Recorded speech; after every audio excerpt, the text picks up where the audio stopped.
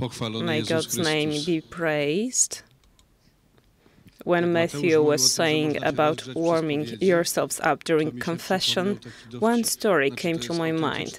And it's not a story as such, but a real-life situation. It happened in Ludźmierz, one of these places in Polish mountains, where an old priest was confessing people, hearing confessions. During a whole day he did it, and he was very cold. So when one penitent came to him, he said, "Let me just take my coat and come back." And the penitent said, "Please, may you just listen to my confession. When you listen to it, you will surely warm yourself up."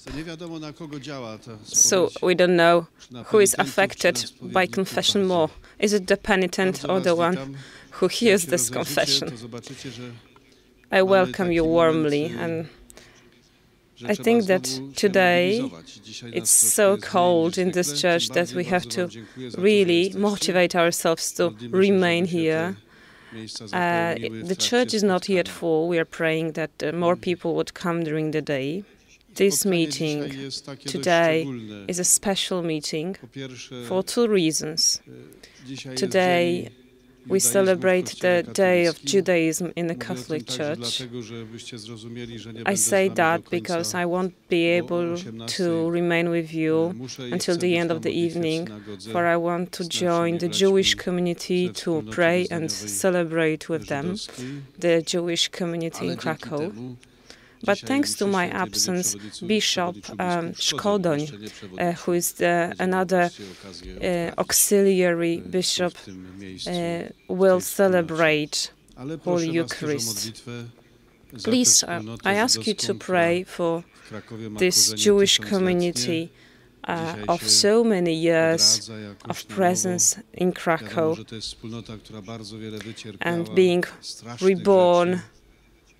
This community has suffered a lot, so many terrible things we can imagine through the years.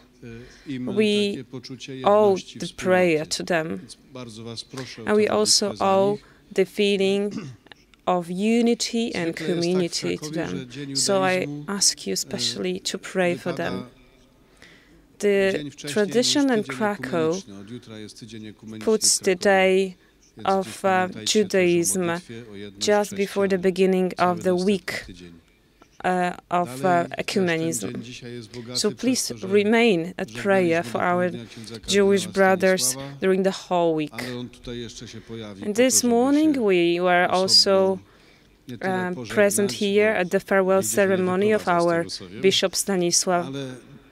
He is not leaving this place, but the ceremony was official, and I assure you that he is going to come back here this evening as the shepherd of this diocese.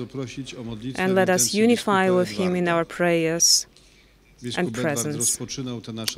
Secondly, I would like to ask you to pray for our Bishop Edward, the bishop who was leading the first retreat. He is now in a hospital. He's gone through the fourth operation of his spine cord.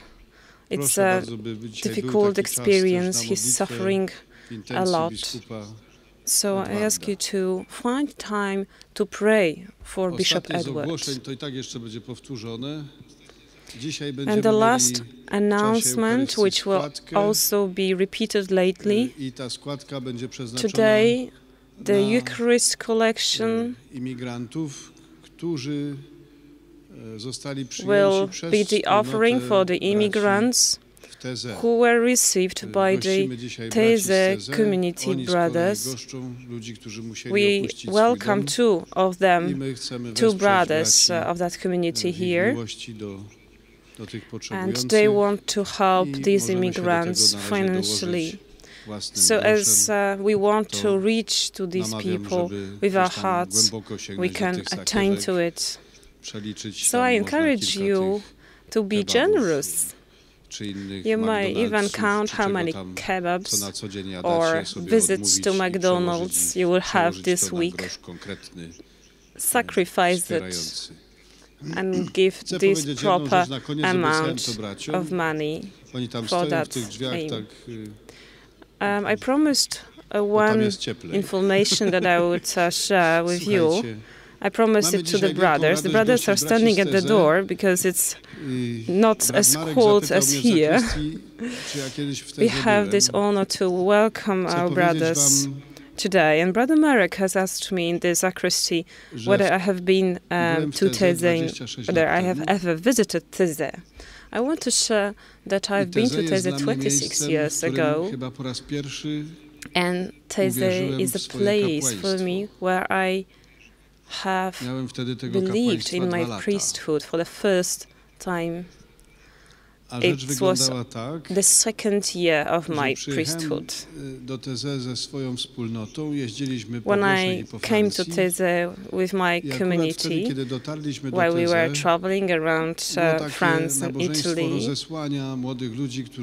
when we got to Teze, there was the ceremony of sending forth all the people who were there at the weekly retreat, just about to end the retreat. And the leader, the founder of the community, Brother Roger, was walking around the tent and blessing people. So we ran to get that blessing too, for this does not happen every day. And when I stood in front of Brother Roger, asking him for the blessing, he saw a Roman collar. I was wearing a cassock every day at those times. And when he saw my Roman collar, he said, "Ah, you're a priest." And then I said, "Yes, I am." And then he said, "Then you bless me." And he kneeled down. This was a shock for me. I was 26 years old. I have done nothing in church at that part of my life. And then I see a holy man kneeling down in front of me, a person who was grey as a dove, who has lived so many years on this earth. And then he says, "This is me who needs blessing from you." This experience would not be possible during the whole years of my seminary. Then I decided to kneel down, and then we were both kneeling down and blessing each other mutually. This moment was a special moment of my life. A moment when I was able to really believe in my priesthood. This is my great debt about Teze. I owe Teze a lot.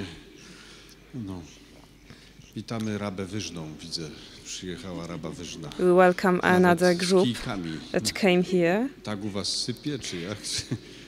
One more thing I would like to share. Brothers, thank you so much for coming. On my behalf, I say thank you, and these young people are going to thank you on their behalf.